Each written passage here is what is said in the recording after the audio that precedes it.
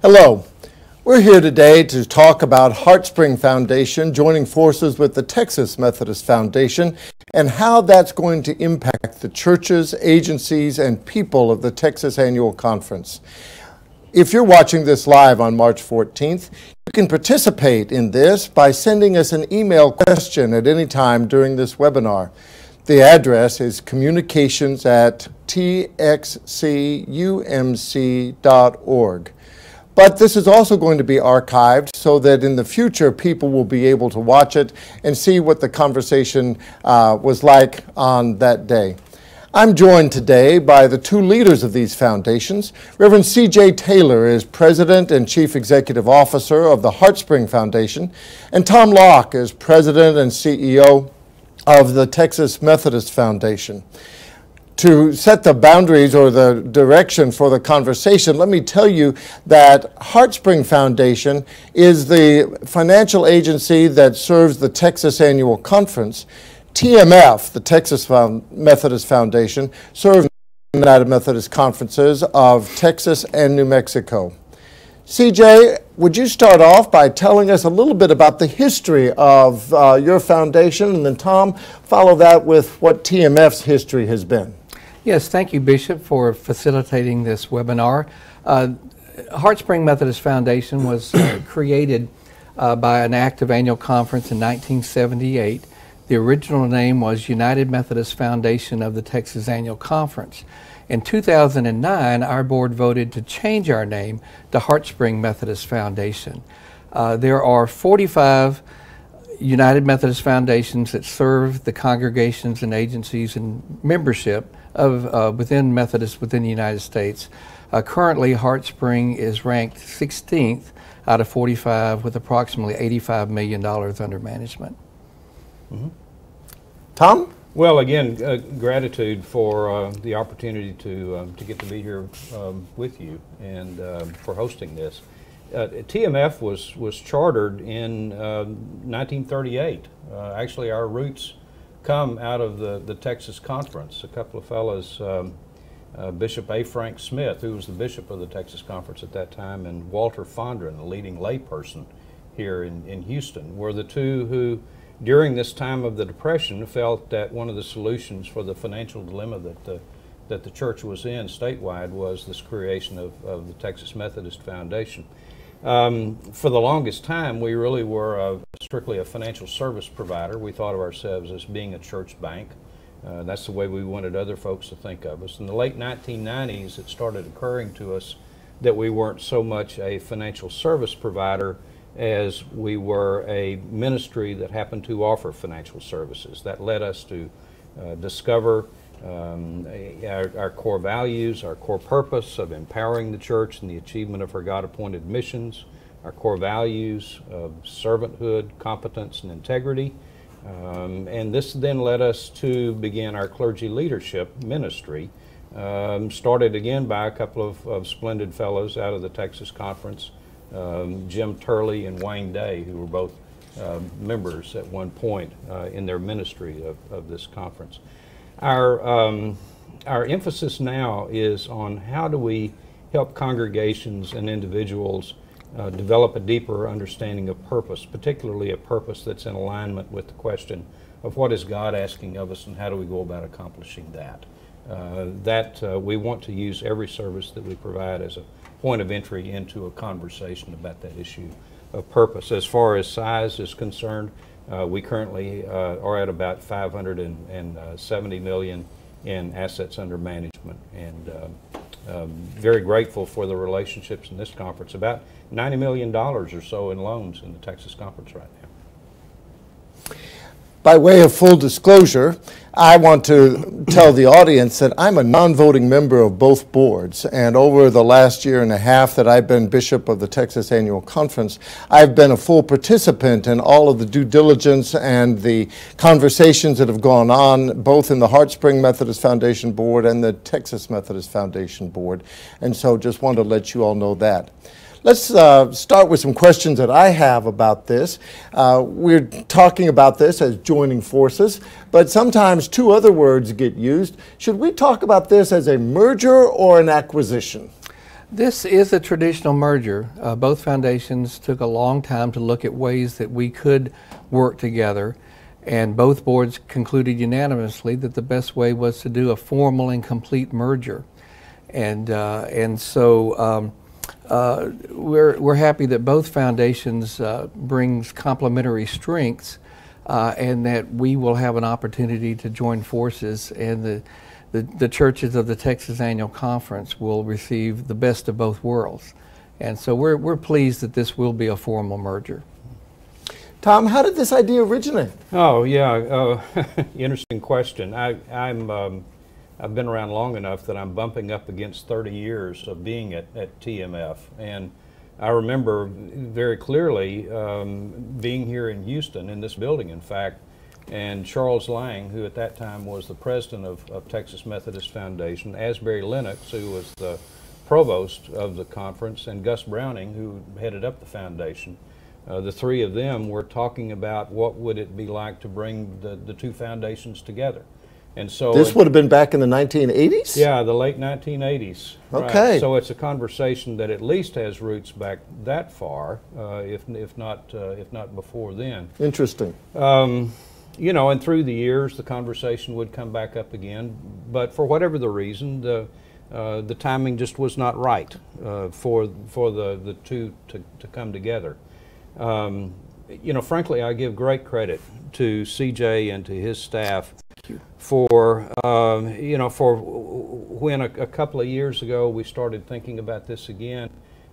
His staff took the question very seriously, and it entered into this time of conversation and due diligence with the staff of TMF that led to our deciding that perhaps now the time was right for the two foundations to come together. And so after this time of due diligence and conversation and working with both boards, the decision was made to bring the two foundations together, that the time was right. I want to say here also, in talking about the staff of Heartspring, that one of the things that we at TMF are the most excited about this is that we get to be in family, if you will, with the staff of the Heartspring Foundation. They're wonderful people, remarkable people that we've known and respected for a long time, and this is something that we're very much looking forward to, bringing all of the members of the staff of Heartspring into the family of TMF.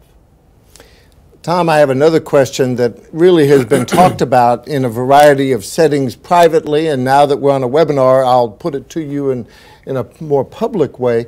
Right now, Heartspring Methodist Foundation has two offices in the Texas Annual Conference, one here in this building in Houston and one up in Longview. How do you foresee the future of if this merger goes through, of this new entity having presence in the Texas Conference? Yeah, great. Thank you for asking. Certainly, we envision both offices remaining active and as vibrant as they are now. The office here in the conference building, CJ will continue to be here. A lot of the folks that you're used to seeing in this office will continue to be here. And the office in Longview, where Crystal sets up a loan office and does some other things, will very much remain open. That's something that, again, we're very much looking forward to. And frankly, one of the advantages that we see coming out of this joining is that CJ and Cheryl and others, but particularly those two, will be freed up from a lot of the administrative things that they have been tasked with through the years, and now will be able to be more actively engaged in working with their constituent community, with the churches in their Absolutely. area, and be able to be even more present with those churches than they have been in the past. Some people have said that right now the Texas Conference has the best of both worlds. They see that we have two foundations competing for deposits or for loans. CJ, how would you respond to that sort of understanding? I heard Tom say that there's already $90 million of loans, almost $90 million from TMF to churches in this conference. Some people are surprised by that number. But what do you think about this competition discussion? Well, that's an interesting question, because we have the churches of the Texas Annual Conference have had two choices of foundations. Sometimes that's been confusing, but when we've competed against each other, we were remarkably close in the terms that we were offering as far as loans and our investment performance. And because we share the same business model, and it takes about those numbers to be able to make that loan or that investment work for both organizations, and the church and the foundation. What we have really agreed is that we are really not competitors against each other, but the greatest competition is against the secular banks and other financial institutions. Although they may be fine institutions, they don't bring the faith perspectives and the Methodist history and knowledge that we can bring to a congregation or to an agency. And so we consider the real competitors the secular financial institutions. And after spending years of occasionally competing one-on-one with very close numbers, we're excited about joining forces and making our bids again against the other competitors, but with that unique Methodist perspective. And for most churches, in most situations, with our nonprofit status, our Methodist knowledge, our understanding of how the system works and the language of the system, we feel that in the great majority of choices, both the new foundation, the combined foundation, will be an excellent choice for that church or that agency in their lending needs or investment needs. Mm-hmm. Now, CJ, you've been a pastor in the Texas Conference. You're an elder, a member of the conference. You know, a lot of the people who will be voting on this at the next session of our annual conference will be asking, okay, is this going to be a good thing for the churches of the Texas Annual Conference? How would you respond to that? Well, I think it's going to be a great thing for the churches because both foundations have unique strengths. That we do certain things exceptionally well, and we'll have an opportunity to bring the best of both foundations together, including our very talented staffs. And so we think that that we will be stronger together and better together. And so ultimately, we think that this is a very positive thing for all the churches, no matter what the size, all the institutions and the individual Methodists within the Texas Annual Conference. Mm-hmm. Tom, how would you weigh in on that? Oh, very much the same. You know, there are some very definite tangible benefits that will accrue to the conference from this. One of those I mentioned earlier, in that let's talk about Crystal and her work, and you know, and Cheryl and her work. Cheryl has been in originating loans, has not only been involved in originating the loan, but also doing the underwriting, the closing, things of that nature. Now she will have access to the loan staff at TMF to do that underwriting work, that closing work, that will allow her now to be more actively engaged in the conference and on the origination side. So that's a good thing. Same thing with CJ being freed up from a lot of the administrative things that he's been involved with, and now being able to be even more actively engaged in the conference. And so, you know, so that would be one thing. The second thing is that through our coming together, the management fees that those who are invested in market-based funds with Heartspring now, those fees are going to be reduced. They're going to be paying less fees. That frees up more money for them to be able to allocate into their ministries and their communities. And so that's a very good thing. There are some things that Heartspring does extraordinarily well that TMF hasn't yet quite figured out. One of those things is that this is going to help us figure out how do we provide online statements to our clients, to our customers. That's something they do well, and that's something that we haven't gotten to yet. And so, you know, there's that benefit to TMF clients from this. And so both TMF and Heartspring clients and customers and congregations are going to benefit tangibly from this coming together. I think what I'm hearing you two say is that there are strengths in both organizations that will be brought into the new one. and therefore the Yes. Texas Annual Conference churches and agencies will benefit from bringing together the best of both organizations. Is that right? That's absolutely the case, but but the point that I want to make sure that is that had there been a similar culture within both organizations, and a culture that's based on how do we provide the very best service that we can to the congregations that we serve. Had that culture not been present between both foundations, this would not have happened. It's not a deal of coming together because we both offer the same type of services and we serve the same clientele and all that. The starting point for both organizations is trying to figure out how do we help congregations and individuals live into those God-appointed missions that are present there for them, and had that culture not been present in both, neither Heartspring nor TMF would have been interested in going forward with this. Absolutely. Okay. The idea came up. The staffs and boards did their due diligence. Yes. Last fall, both boards approved this merger unanimously. That's correct. The trustees of the Texas Annual Conference has approved this. It will be on the agenda for a vote by the lay and clergy members of the Texas Annual Conference when we meet in May. Okay, so here's the question. What comes next? What should the people expect if, in fact, the final approval is given in May? Well, I'm expecting final approval. Of course, we need to vote on it, but the support has seemed to be very positive. But nothing is official until the people, the delegates, and the clergy vote on this resolution.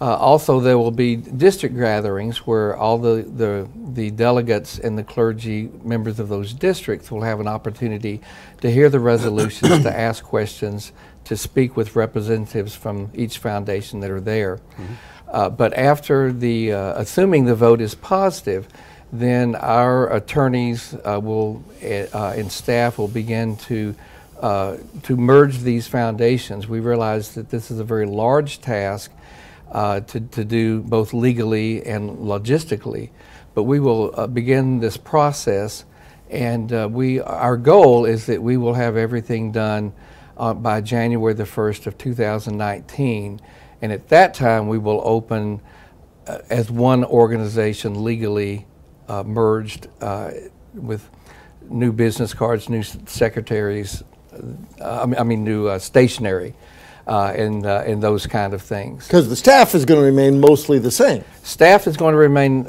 exactly the same as far as we know. There's always turnover in every organization. Nobody's planning on relocating that we are aware of, and so we're excited that the staff will remain at both foundations. And we do have a great appreciation for each other, and as Tom mentioned, the culture is there. The business models are very much alike. The philosophy is exactly the same in terms of doing everything we can to help the churches, institutions, and individual Methodists do great things and accomplish their God-appointed task as God calls and gives directions in the lives of people and congregations and institutions.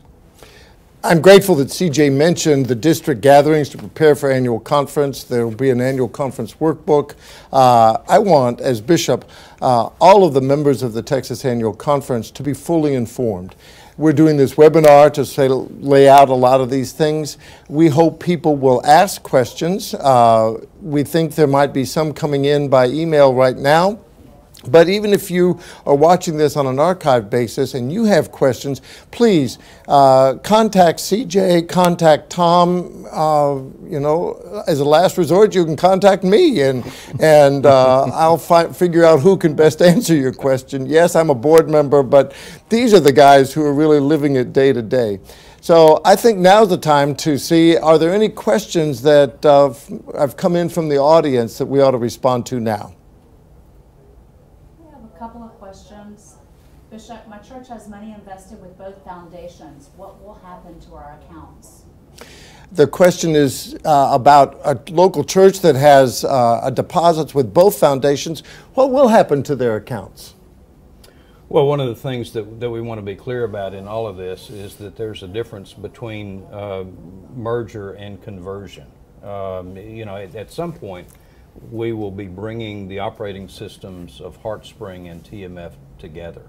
But it may well be that for a time we will run basically parallel systems, that the Heartspring system will continue on even after the merger, and Heartspring customers will continue to get statements that look very much like what they're getting now until we're ready to bring the two operating systems together. And then at that point, all accounts will be folded into the TMF family of funds. But as always, if a church wants to keep two or more accounts to help them with their bookkeeping, then that's certainly going to continue to be available for them. But the thing that we want to be very clear about is that we're not going to be folding these two systems in together until we're absolutely ready to do so, and we know that we can do it in a seamless fashion.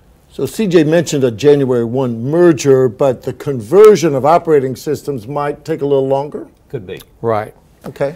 And then also to further answer the question is both foundations have a number of funds that have restrictions or specific purposes. Mm-hmm. Both foundations consider these sacred documents. They are covenant agreements, scholarship funds, other charitable funds that individuals and churches have established to be managed forever. And so we do consider these covenants, sacred promises have been made to each other. And so the agreements will continue to last and continue to provide scholarships or to provide the charitable purposes in which they were established. And our attorneys will work very carefully to make sure the language and the agreements are all handled very carefully, that there's absolutely no interruption in performing the charitable support that they currently provide. Depending, and it doesn't matter which foundation they are with, because both foundations have a number of funds under management with charitable purposes. Mm-hmm. All right. Is there another question? Another question coming in. In my experience, mergers never go well. What are you going to do to ensure this one goes well?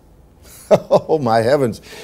Mergers never go well. What are you going to do to ensure that this one does? Boy, I will start off by saying I have seen mergers that go well. I led the 3 annual conferences in Nebraska and Kansas to join together, and I think that one went well. So how's this one going to be a good merger? Well, it's true that sometimes from the customer's perspective, from the client perspective, a merger does not serve them well. That what it serves well is the bottom line of the two organizations, or of the organization that's taking over the other one. That's in the for-profit world, where mergers occur for the sake of generating an additional return to shareholders.